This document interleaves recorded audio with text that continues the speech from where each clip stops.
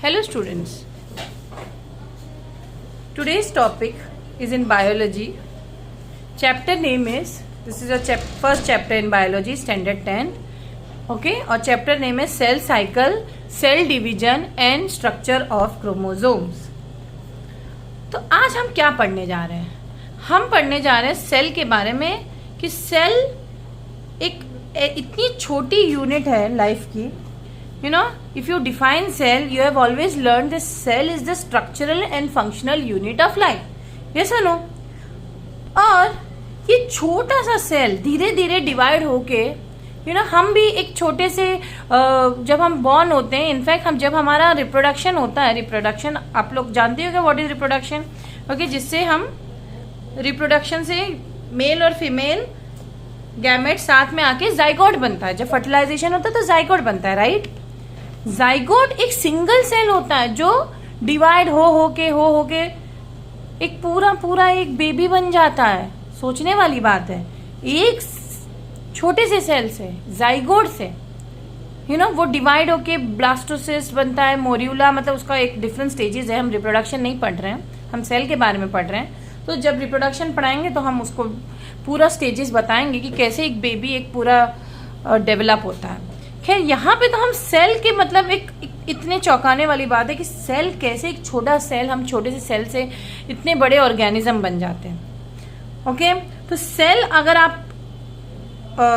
Cell के बारे में पढ़ो तो सेल जो है, सेल डिवीजन एक प्रोसेस करता है.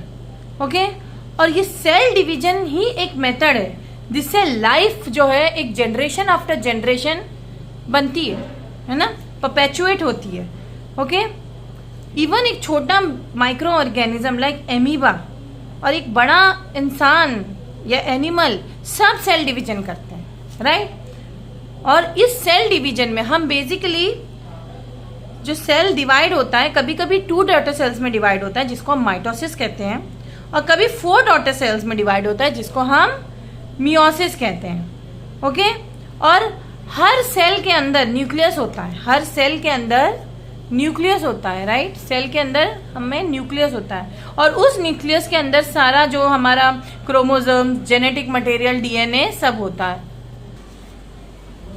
तो एक जैसे मैंने कहा, अगर ये सेल है, सेल का ये न्यूक्लियस है, राइट? अगर समझो ये सेल का न्यूक्लियस, तो इसी के अंदर क्रोमोसोम्स होते हैं. ओके, क्रोमोसोम्स, इसी के अंदर क्रोमोसोम होते हैं. फिर क्रोमोसोम के अंदर सारे जेनेटिक मटेरियल होता है. यानी कि आप कह सकते हो कि न्यूक्लियस के अंदर क्रोमोसोम्स होते हैं, क्रोमोसोम्स के अंदर हमारा जीन्स होते हैं, and then DNA and so on and so forth. Okay, तो ये हम डिटेल में पढ़ेंगे. ओके, उसके अलावा आपको पता होना चाहिए कि सेल फर्स्ट किसने ऑब्जर्व किया था.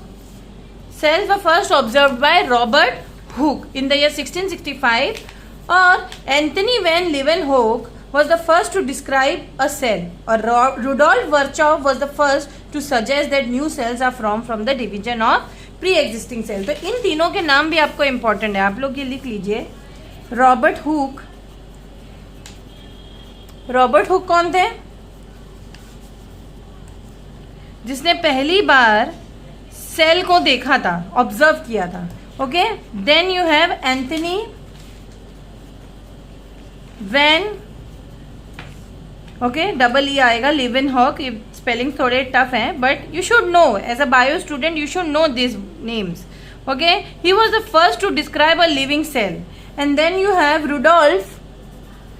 रुडोल्फ वर्चाउ. ओके, ईयर्स आप लोग लिख सकते हो, मेंशन कर सकते हो कब कब इन लोग ने क्या डिस्कवरीज की. ओके,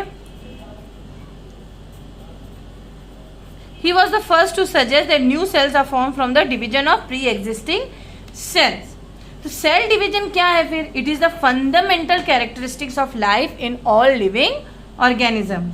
ओके, तो सेल का बेसिकली काम क्या है? सेल डिवीजन क्यों होता है? रीजन, तो पहला पॉइंट आप लोग लिख सकते हो कि it helps in the growth. Then you can write development, growth and development साथ में लिख दो,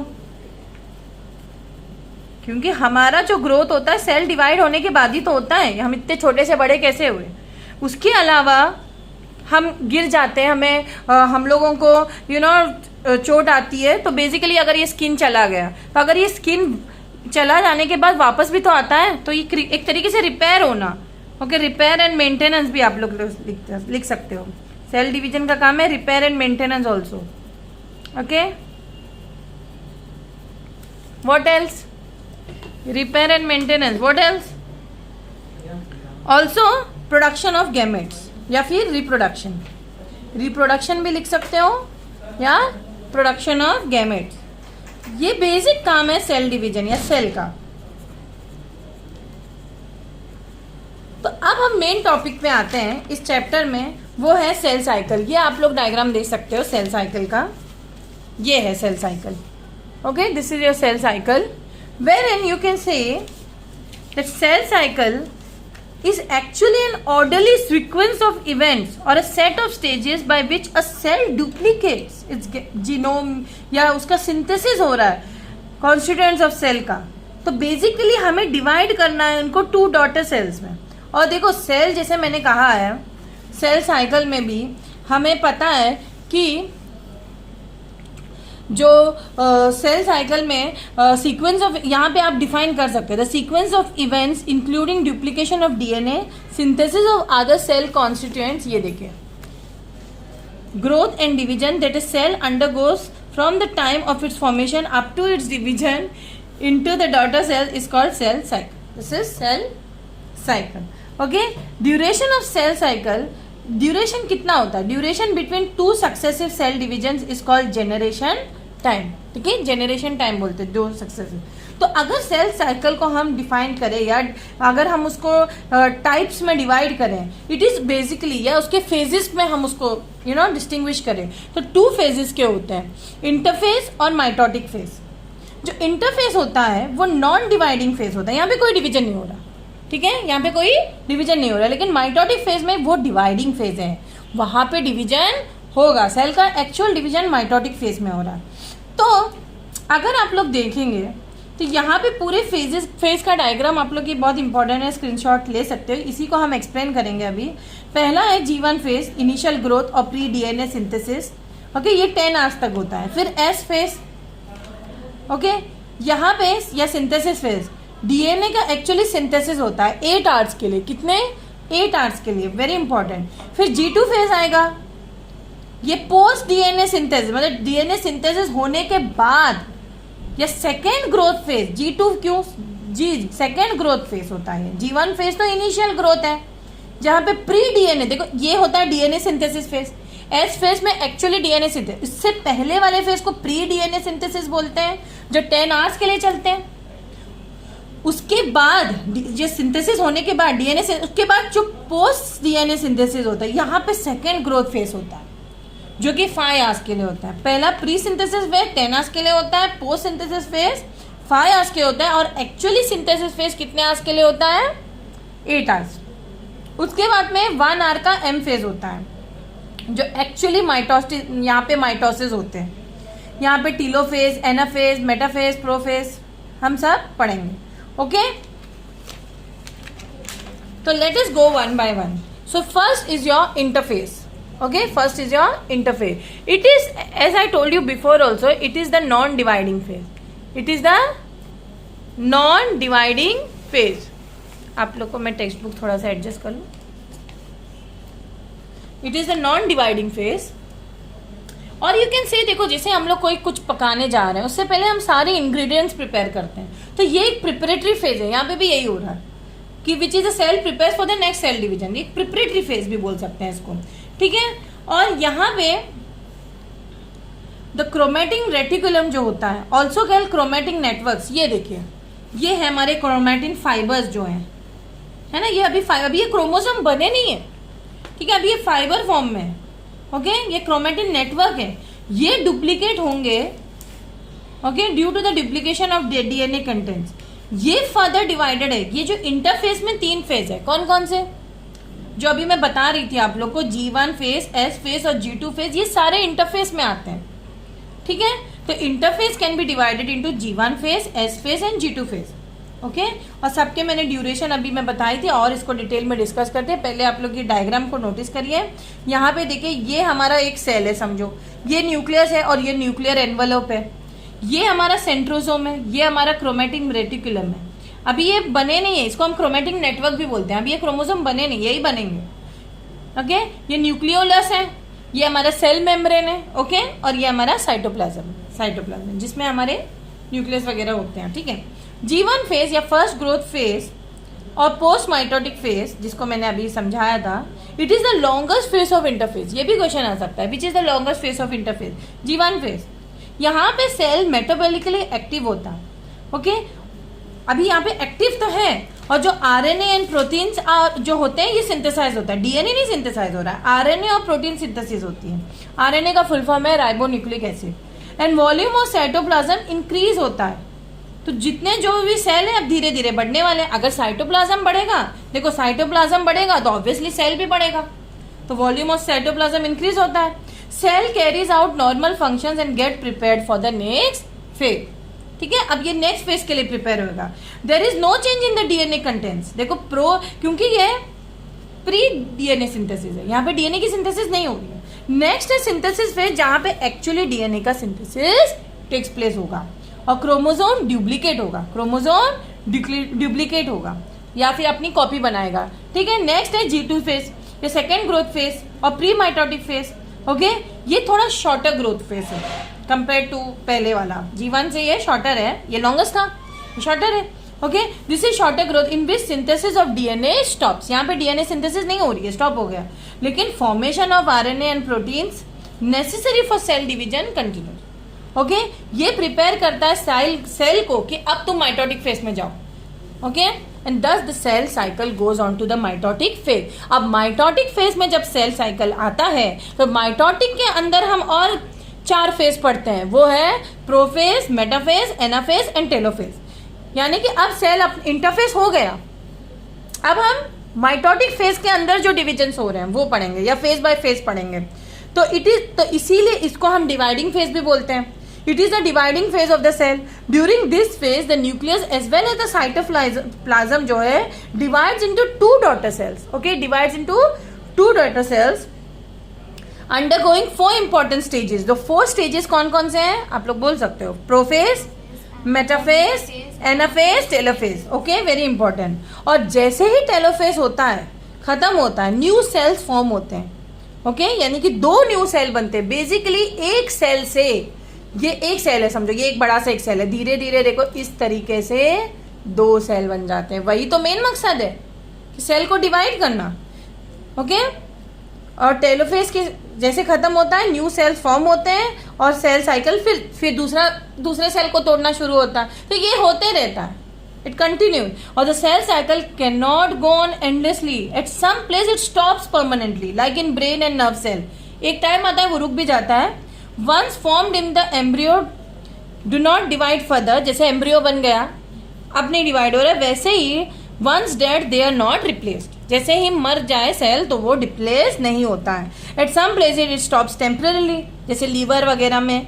okay which divides only once every 1-2 years। यानी कि सब सेल का डिवाइड होने का अपना अपना ड्यूरेशन है, अपना अपना तरीका है। ओके क्यों लीवर में वंस एवरी 2 years कुछ डैमेज हो गया तो रिप्लेस करे, इस वजह से। Eight other places it divides till it is needed, like the epithelial lining, skill वगैरह की लाइनिंग पे जब तक नीडेड है तब तक epithelial lining of the specially of the alimentary canal, जो हमारे पेट वाला कैनाल है। ओके वो last 5 days and that of skin epidermis, skin की एपिथेलियम वो 15 days के लिए लास्ट। तो ये कुछ एग्जांपल्स बताएं कि सबके ड्यूरेशन ऑफ सेल डिवीजन अलग अलग होते हैं। Okay I hope you have understood this. यहाँ पे कुछ डू यू नो वाले फैक्ट्स दिए हैं, you can go through it. लेकिन हम लोग आगे बढ़ते हैं। Production of cells and their death in a body, यानी कि ये कब पैदा होते हैं, कब मरते हैं। In children the new cells produce a more than the cells then die, यानी कि ज्यादा प्रोड्यूस होते हैं, कम मरते हैं। Okay hence they grow. इसीलिए तो एक छोटा सेंटेंस देखो, हम लोग बड़े होने के बाद 25 या 20 के बाद ग्रो नहीं होते, लेकिन ये छोटा बच्चा आप लोग देखोगे हर साल तो बड़ा होते जा रहा है। क्यों? क्योंकि उसके अंदर जो सेल्स हैं वो ज्यादा प्रोड्यूस हो रहे हैं और मर कम रहे हैं। Okay in adult the new cell produce are almost equal to the cells that die, यानी कि जितने मर रहे हैं उतने बन रहे हैं। Okay, hence the cell population stays constant. Okay, in older people the number of cells produced are less than that die. Okay, hence the cell population goes down in them making the activities grow. धीरे धीरे जब हम बूढ़े होते हैं हमारी activities भी कम हो जाती हैं, क्योंकि आपने देखा ही है क्यों, रीजन है ये सेल डिवीजन का process. Types of cell division, very very important. जो सेल डिवीजन होता है हमारा, जो सेल डिवीजन होता है वो दो टाइप में होता है, वेरी इंपॉर्टेंट. एक है माइटोसिस और एक है मियोसिस. मियोसिस, इसको EI है, okay, not I. Meiosis, okay. तो माइटोसिस और मियोसिस ये दो इंपॉर्टेंट सेल डिवीजन वाले फेज हैं. तो व्हाट इज माइटोसिस देन? अगर हम माइटोसिस को डिफाइन करें, it is a type of cell division during which a cell divides into two daughter cells. यहाँ पे बेसिकली सेल जो है डिवाइड होता है into two daughter cells, into two daughter cells. जब हम मियोसिस पढ़ेंगे तो हम मियोसिस का पढ़ेंगे, लेकिन ईच जो होता है, जो सेल डिवाइड हुआ है वो सेम होता है, containing similar and same number of chromosomes as present in the parent cell. Same होगा, same chromosome number. Okay, number of chromosome in the type of cell division remains the same. Hence, it is also called equational cell division. Very important. क्योंकि cell division में जो number of chromosomes होते हैं वो same रहता है. This type of cell division takes place in somatic और body. Somatic को बॉडी भी बोलते हैं, है ना, सोमैटिक वर्ड बॉडी के लिए. बॉडी सेल्स ड्यूरिंग ग्रोथ, यानी कि जो ग्रोथ है, हमारे डेवलपमेंट है, जितने भी हमारे रिपेयर, मेंटेनेंस, ये सब हमारे माइटोटिक डिवीजन है. इसीलिए हम इसको सोमैटिक सेल डिवीजन, क्योंकि बॉडी का सेल डिवीजन है. ये सेक्स क्रोमोसोम से या रिप्रोडक्शन से लेना देना नहीं है इसका, इसके बॉडी के ग्रोथ से, मेंटेनेंस से, रिपेयर से. ओके, इसीलिए हम इसको क्या कहते हैं, सोमैटिक सेल डिवीजन भी कहते हैं. Mitosis was first of all describe by Strasburger in plant cells and Walter Fleming in the year 1879 in animal cell and named it as mitosis. Walter ने इनको क्या नेम दिया है, mitosis in 1882. Okay, next, as we know the cell prepares itself. Okay, mitosis होने से पहले interface में preparation होती है कि सेल प्रिपेयर हो रहा है कि अब ये डिवाइड होगा. तो फॉलोइंग 3 इवेंट्स होते हैं. ओके, ड्यूरिंग इंटरफेज, अभी हमने इसको डिस्कस किया था. जो 3 इवेंट जो होते हैं, पहले the cell grows to the same cell as the mother cell. पहले छोटा होता है, मदर सेल के बराबर पहले उसको ग्रो होना होता है. फिर आरएनए और प्रोटीन सिंथेसिस होती है ताकि साइटोप्लाज्म का वॉल्यूम बढ़ जाए. फिर डीएनए सिंथेसिस भी होते हैं ताकि क्रोमोसोम्स डुप्लीकेट हो. ओके, ये 3 इवेंट्स पहले. ये क्वेश्चन आ सकता है, माइटोसिस से पहले इंटरफेज में 3 मेन इवेंट्स क्या होते हैं. Okay, so you can answer this. Interface में क्या होता है बेसिकली, अभी मैंने ये डिस्कस किया था कि chromosomes minimum degree of condensation और कॉइलिंग होती है और can not be distinguished equally. मतलब इंडिविजुअली हम उसको देख नहीं सकते हैं पार्ट्स को, लेकिन increase in volume of interphase को जो there is an increase in volume of interphase nucleus as well as nucleus. मतलब धीरे धीरे साइटोप्लाज्म बढ़ने लगता है. Cell is quite active metabolically. Okay, since DNA synthesis occurs, therefore no alternative is left for the cell except to divide by entering the mitotic phase. तो अब क्या बचा है माइटोसिस में, सिर्फ डिवाइड होना बचा है. सेल को अब डिवाइड होके 2 होना, यही काम बचा है. Okay, at the end of interphase series of changes starts in the physical and chemical organisation of the chromosome. Okay, the process of mitosis is studied in 2 parts, that is karyokinesis and cytokinesis. तो 2 parts of cell division क्या है. अभी हम जब mitosis के अंदर जो होगा, वो जो डिवीजन होगा, जो सेल का डिवीजन होगा, वो 2 पार्ट में होगा. पहला होगा कैरियोकिनेसिस. Okay, karyokinesis. और नेक्स्ट है किनेसिस, NE. Okay, NESIS. और दूसरा है साइटोकिनेसिस. साइटो यानी कि साइटोप्लाज्म डिवाइड होने वाला है यहाँ पे. ओके, साइटोकिनेसिस को हम डीपली पढ़ेंगे. ओके, साइटोकिनेसिस,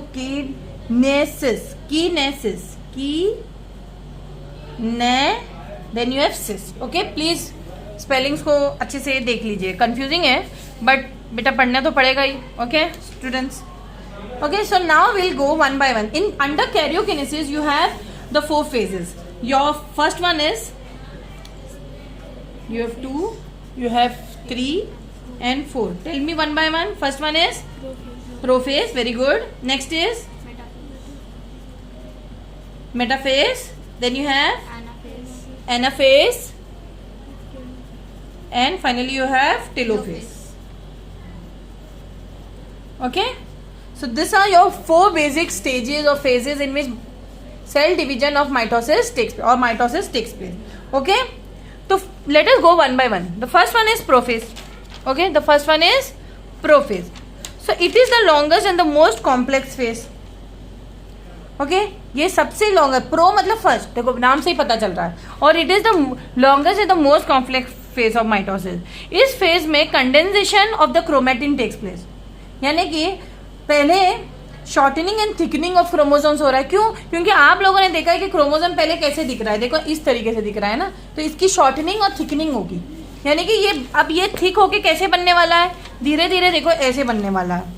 ये देखिए शॉर्ट होगा, अब देखो क्रोमेटिन फाइबर्स नहीं रहे, अब वो शॉर्ट और थिक होके इस तरीके से बने, है ना. यस और नो?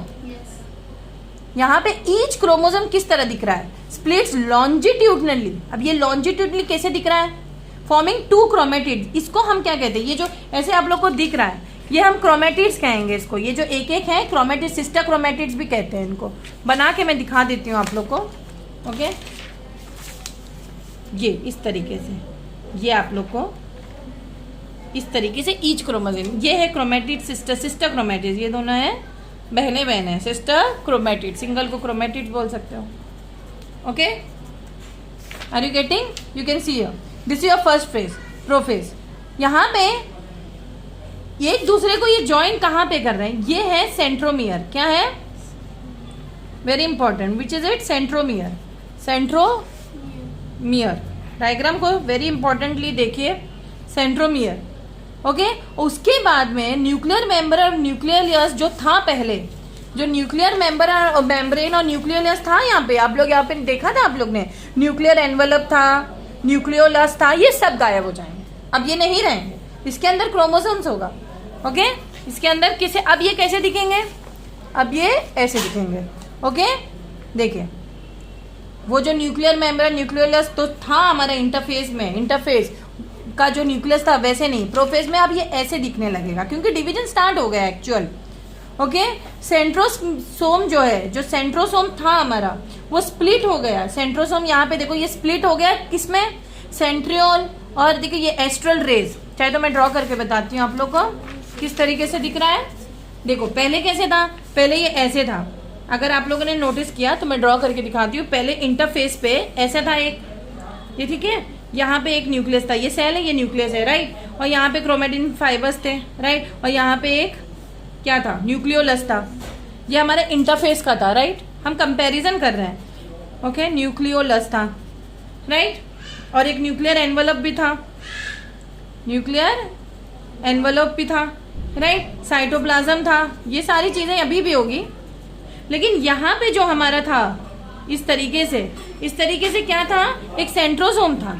अब ये सेंट्रोसोम स्प्लिट होने वाला है, तो ये जो सेंट्रोसोम है, अब ये सेंट्रोसोम में क्या क्या डेवलप होने वाला है, very fine microtubular fibrous called astral rays develop होने वाले हैं. यानी कि ये अब कैसे दिखने वाला है, ये आप लोग नोटिस करिए इस तरीके से, ये देखो ऐसे, ये है एस्टर, और ये है यही चीज, देखो यही वाली, देखो ये यहाँ पे क्या कैसे दिख रहा है, और यहाँ पे एक सेंट्रियोल डेवलप हो गया. ये देखो ये प्रोफेज में सेंट्रियोल, ठीक है, समझ में आया. और जो न्यूक्लियर एनवेलप वैसे ही है. अब ये पेयर ऑफ क्रोमेटिड या सिस्टर क्रोमेटिड्स. ओके यहाँ पे देखिए इसके बीच में एक सेंट्रोमियर है. ओके ये एस्ट्रल रेस भी हम इसको बोल सकते हैं. और ये जो है मूव इन द ऑपोजिट, यहाँ पे भी है और यहाँ पे, पहले एक ही था, अब ये ऑपोजिट पार्ट्स में मूव होने वाले. Centrioles develop very fine microtubular fibrils called astral rays, और they move apart from each other in the opposite poles. देखो ऑपोजिट पोल्स मूव हो गए, right, but between the two asters very fine proteinaceous thread like structures called spindle fibres develop होने वाले हैं. ये जो spindle fibres आप धीरे धीरे यहाँ देखोगे, यानी कि इन दोनों के बीच में ये महीन महीन जो फाइबर, एकदम फाइन फाइबर्स देखोगे, इसको हम स्पिंडल फाइबर्स बोलते हैं. ओके और in plants development of spindle fibres occurs without involvement of centrosomes, यानी कि प्लांट्स में सेंट्रोज नहीं होते, ये आप लोग को याद रखना है। ये तो हुआ प्रोफेज की बात। अब हम नेक्स्ट मेटाफेज डिस्कस करेंगे, यानी कि ये वाला फेज, सेकेंड फेज। तो second phase of mitosis starts with disintegration. So let us now focus on metaphase. The second phase of mitosis starts with यहाँ पे disintegration of the nuclear membrane, यानी कि जो न्यूक्लियर मेम्ब्रेन था हमारा, अब वो पूरा देखो डिसइंटीग्रेट हो गया। और देखो, और ये जो हमारे क्रोमोसोम्स हैं ये जो मूव होने लगेंगे इक्वेटोरियल प्लेन में, एक इक्वेटोरियल प्लेन बन गया। ओके, और स्पिंडल फाइबर्स जो हैं वो अब क्या होने लगे, एक्सटेंड होने लगेंगे। कहाँ से? Towards the chromosome. यहाँ पे देखो, ये क्रोमोसोम की तरफ ये मूव करने लगे स्पिंडल फाइबर्स। एस्ट्रल रेजी ये आगे चल के ये बना।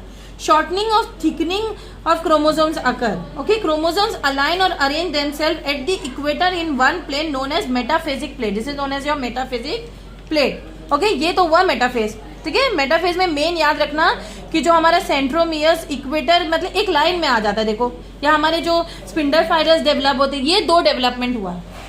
ठीक है, ये याद रखना। एनाफेज में क्या होगा, देखो धीरे धीरे एनाफेज में अब ये क्रोमेटिड सिस्टर्स अलग हो रहे हैं और ये शॉर्टेस्ट फेज है among all the phases of mitosis. यहाँ पे मेन चीज centromere of each chromosome divides. देखो, ये जो सेंट्रोमियर थे अब वो डिवाइड होने लगे। ओके, अलग होने लगे। टू सिस्टर क्रोमेटिड्स हो गए। अभी तो मैंने कहा था वो सिस्टर क्रोमेटिड्स बन गए। अब सिस्टर क्रोमेटिड्स अब बन गए, पहले वो दोनों मिले हुए थे, अब ये सिस्टर क्रोमेटिड्स अलग हो गए। ओके, और जो सिस्टर क्रोमेटिड्स है, see here you can see, बिल्कुल अलग होके, you know, two sister chromatids of each chromosome separate from each other due to constriction of spindle fibres. अब स्पिंडल फाइबर्स कंस्ट्रिक्ट होने लगे। Spindle fibres also elongate and the cell becomes longer. देखो, अब cell थोड़ा सा longer होने लगा है। देखो, अभी धीरे धीरे देखो यहाँ पे, अगर आप अभी टेलोफेज, नेक्स्ट फेज है टेलोफेज में, ये कितना लॉन्ग हो गया। It is a long and complex phase. Anaphase shortest था, लेकिन टेलोफेज लॉन्ग फेज है और कॉम्प्लेक्स भी है, just opposite to the prophase. यहाँ पे ड्यूरिंग दिस फेज आप लोग नोटिस करो कि जो स्पिंडल फाइबर्स है धीरे धीरे डिसअपियर हो गए। मेन कैरेक्टरिस्टिक चीज है, स्पिंडल फाइबर्स का इंट्रो यहाँ पे हुआ था मेटाफेज में, लेकिन डिसअपियर टेलोफेज में हो गया। और इस फेज में क्रोमोसोम्स जो है वो एकदम ही कोने में पहुंच जाते हैं, एकदम यू नो रिस्पेक्टिव पोल्स पे कह सकते हैं, स्टार्ट टू डीकंडेंस। यानी कि मैंने कहा अगर ऐसा ये सेल है धीरे धीरे डीकंडेंस होने लगता है और lose the individuality as discrete element. जो क्रोमोसोम्स है, अब देखो क्रोमोसोम जैसे दिख ही नहीं रहे, वापस से क्रोमेटिन फाइबर्स बन रहे धीरे धीरे। क्रोमेटिन थ्रेड्स, क्रोमेटिन जो हो अब लेंथ हो गए, लेंथन लगे, लंबे लंबे होके क्रोमेटिन फाइबर्स बन रहे हैं और न्यूक्लियर मेम्ब्रेन स्टार्ट्स रीफॉर्मिंग। ओके, मतलब जो इंटरफेस था अब वो धीरे धीरे वापस इंटरफेस, यानी कि वापस से ये सेल फिर डिवाइड होने लगेगा। ये फेस कंटिन्यू होते रहता है। यहाँ पे गोल्गी कॉम्प्लेक्स और न्यूक्लियस ऑल्सो रीअपियर। ठीक है, ये चारों डायग्राम, ये चारों फेजेस वेरी इंपॉर्टेंट है। इसके बाद अब ये साइटोकिनेसिस, यानी कि ये दोनों, ये जो है कंस्ट्रिक्ट होगी अब दो साइटोप्लाज्म, इसीलिए साइटोकिनेसिस बोलते हैं। ये end of mitosis, division of cytoplasm takes place and equal distribution of cell organelles into two daughter cells occurs by this process of cytokinesis. Very important. Okay, very important here. This process of cytokinesis occurs differently in plant and animal cell. अलग तरीके से होता है cytokinesis जो animal cell में bye फरोइंग method, यानी कि इस तरीके से फरो बनता है। यहाँ पे देखो फरो बना, और कंस्ट्रिक्शन ऑफ फरो, इसको कंस्ट्रिक्शन भी बोलते हैं, फरो भी बोलते हैं। फरो होना ऐसे डिप्रेशन आना, ठीक है। Appears in the cell membrane at the middle of the cell, middle of the cell में हुआ। This furrow deepens along during the telophase and finally splits into two identical cells. Okay? But cytokinesis in plant cell अलग तरीके से होता है। देखिए, ये plant cell का वाला पार्ट आप लोग को है नहीं, लेकिन मैं फिर भी समझा देती हूँ। Okay, the formation of cell plate बन जाता है यहाँ पे, इस फेज में यहाँ पे एक सेल प्लेट बन जाता है। और ड्यूरिंग द लेट एनाफेज और अर्ली टेलोफेज क्या होता है, formation of a new wall in plant cells, एक नया वॉल बन जाता है यहाँ पे। तो इस वजह से इस तरीके से डिवाइड हो रहा है plant cell. Okay, it starts growing outwards. जो फॉर्मेशन ऑफ न्यू वॉल है in plant takes place at the equator of the cell. ये क्या होता है, starts growing outward toward the periphery to form what, to form two separate daughter cell. तो ये difference है, ये आप लोग को पता होना चाहिए। आप लोग ये स्क्रीनशॉट ले लीजिए। ओके, और सिग्निफिकेंस क्या है माइटोसिस का, सिग्निफिकेंस ये है, इसमें जेनेटिक स्टेबिलिटी आता है, ग्रोथ होता है, रिपेयर और मेंटेनेंस होता है, असेक्सुअल रिप्रोडक्शन हो रहा है, replacement, very important. Okay, next है मियोसिस। मियोसिस में क्या होता है, इन दिस ओके ये division the chromosome number is reduce in such a way that each daughter cell receives only half a set of chromosome present in the parent cell. यानी कि दोनों जब वो डिवाइड होते हैं तो हाफ हाफ मिलते हैं, उसके जैसे नहीं। माइटोसिस में पूरा होता था लेकिन सिमिलर होते थे। Therefore meiosis is also called reductional division, इसीलिए वो इक्वेशनल डिवीजन था, इसको हम क्या कहते हैं, reductional division. It results in the formation of 4 haploid cells okay from a diploid cell. यहाँ पे 4n बनता है ओके 4 हैप्लॉइड सेल, 4n भी बोल सकते हैं। और मियोसिस इज और ये सिर्फ और सिर्फ क्रोमोसोम में, जैसे मैंने कहा था क्रोमोसोम्स कितने होते हैं, 23 पेयर ऑफ क्रोमोसोम्स होते हैं। ये लोग आप लोग को तो पता ही है क्रोमोसोम्स कितने होते हैं, 23 पेयर। उसमें से 22 एलोसोम्स होते हैं, ऑटोसोम्स होते हैं सॉरी, और 1 एलोसोम होता है जो कि सेक्स क्रोमोसोम भी कह सकते हैं, ठीक है ओके। और यही वाला हमारा मियोसिस में इंपॉर्टेंट है ओके। ME आया, again and again I make a mistake, meiosis में इंपॉर्टेंट होता है, ठीक है। तो मियोसिस तो रिप्रोडक्टिव सेल्स या जर्म सेल्स और जो हमारा रिप्रोडक्शन से रिलेटेड सेल्स है, सेक्स सेल्स भी बोलते हैं हम ओके।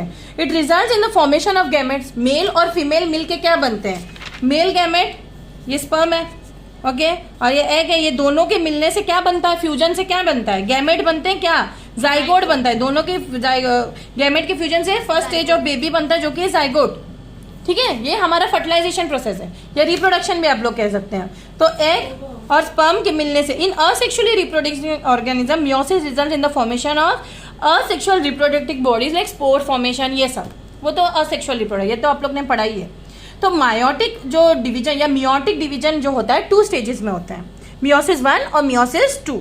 अनलाइक माइटोसिस तो बहुत सारे स्टेजेस में होते हैं। मियोसिस 1 इज द हेटेरोटाइपिक और रिडक्शनल डिवीजन, या the parental chromosome replicate to form identical sister chromatids, ठीक है। और जो नंबर ऑफ क्रोमोसोम जो है 4n से रिड्यूस होकर डिप्लॉयड बन जाता है 2n। और मियोसिस में क्या हो रहा है, मियोसिस 2 में इज अ होमोटाइपिक और माइटोसिस लाइक इक्वेशनल डिवीजन। या आप लोग को आपके सिलेबस में डिटेल नहीं है मियोसिस का, मैं सिर्फ बता रही हूँ, आप लोग सिर्फ माइटोसिस के पूरे स्टेजेस आएंगे, मियोसिस का डिटेल में नहीं आएंगे ओके। तो यहाँ पे बस आपको इतना याद रखना है, मियोसिस में 1 में 2n बन गया और रिड्यूस हो गए, और इज अ होमोटाइपिक और माइटोसिस लाइक इक्वेशनल डिवीजन। यहाँ पे जो haploid nuclear divide mitotically to produce 4 daughter nuclear okay. ये आप लोग को इतना इंपॉर्टेंट नहीं है लेकिन सिग्निफिकेंस जरूरी है ऑफ मियोसिस। सिग्निफिकेंस आएगा, maintenance of chromosome number constant रखना है, variation due to crossing over. देखो क्रॉसिंग ओवर एक इंपॉर्टेंट टर्म है, देखो यहाँ पे एक क्रोमोसोम है, यहाँ पे क्रोमोसोम, यहाँ पे क्रॉसिंग ओवर क्या हो रहा है, देखो ये वाला पार्ट इससे क्रॉस हो रहा है। जब 2 मेल और फीमेल का जो फर्टिलाइजेशन होता है, रिप्रोडक्शन होता है, तो उनके क्रोमोसोम्स भी मिलते हैं। तो यानी कि कोई भी कैरेक्टर है, मदर में कर्ली हेयर है, फादर में स्ट्रेट हेयर है, तो उनका भी क्रॉसिंग ओवर हो गया, क्योंकि था क्रॉसिंग ओवर, इसको हम कायस्मा कहते हैं क्रॉसिंग ओवर। यानी मैटरनल यानी कि माँ से क्रोमोसोम आया, पैटर्नल यानी कि फादर से आया।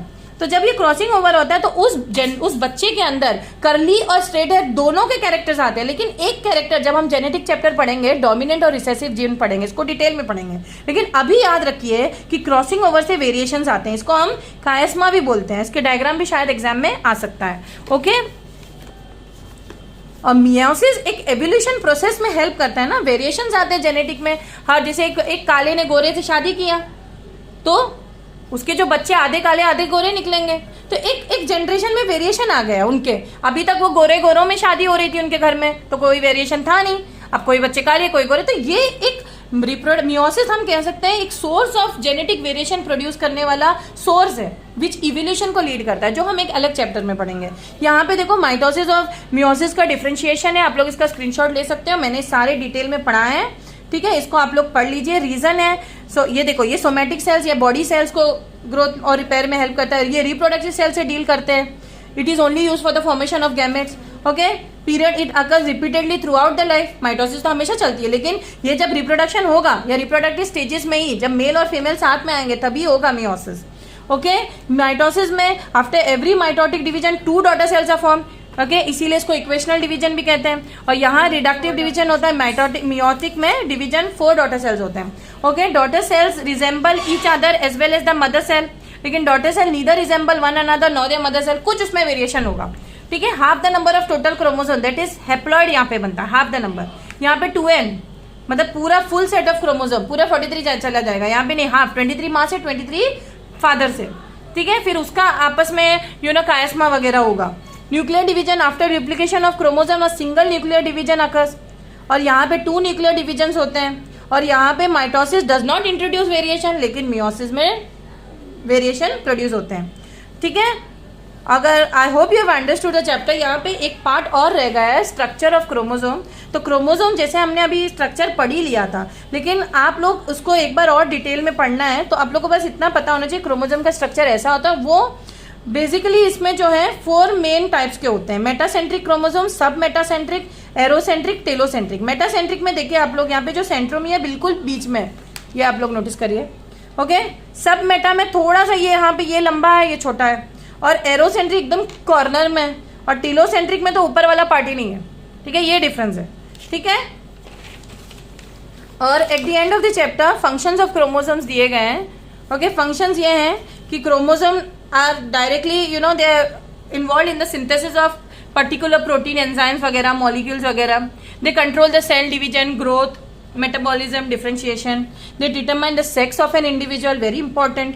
They are responsible for evolution of species, है ना, क्योंकि उसी में जेनेटिक मटेरियल होता है, क्रॉसिंग ओवर होता है, वेरिएशंस होते हैं। They transfer genetic information from one, क्योंकि वो सेल ही जो है, सेल के अंदर ही तो हमारे क्रोमोसोम्स होते हैं, न्यूक्लियस के अंदर, वही तो जेनेटिक मटेरियल एक जनरेशन से दूसरे जनरेशन, या एक बच्चे से माँ से माँ से बच्चे में देते हैं जेनेटिक मटेरियल। जीन्स, तो फिर क्या होता है, genes is the segment of DNA, okay, responsible for the transmission of character from one generation to next generation is called a genes. Genes are the segments of DNA. okay, यानी कि jeans के अंदर segments होते हैं DNA के, जो अभी मैंने बताया था। न्यूक्लियस के अंदर क्रोमोसोम, क्रोमोसोम के अंदर जीन्स, और जीन्स के अंदर डीएनए। तो डीएनए का फुल फॉर्म क्या है, डीऑक्सीराइबोन्यूक्लिक एसिड। ओके, ये जेम्स वाटसन और फ्रांसिस क्रिक ने ये प्रपोज किया था। डबल हेलिक्स मॉडल इस तरीके से दिखता है, ये देखिए, आप लोग के बुक में कलर्ड वाला भी होगा, आप लोग ये देखिए। ओके, ये डबल हेलिक्स मॉडल है, डबल हेलिक्स है ना, हेलिक्स जैसे स्ट्रक्चर है, चोटी वाली। ओके, और ये डीएनए मॉलिक्यूल में 2 हेलिकल स्ट्रैंड्स होते हैं, एक ये वाला।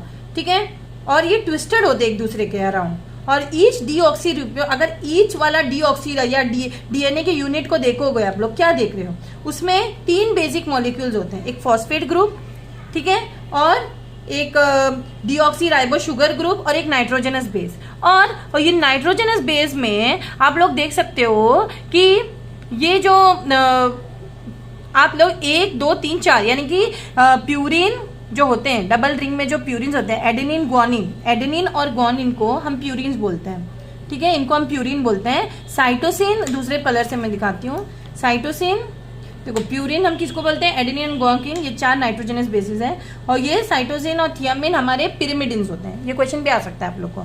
और बैकबोन ऑफ डीएनए क्या है, that is chain is build up of alternative deoxyribo and phosphate group. आप लोग उसको डिटेल में तो आएगा नहीं, आप लोग बस इसको एक बार रीड कर लीजिए। आई hope you have understood this chapter. Okay, please go through it, right the notes. Thank you student.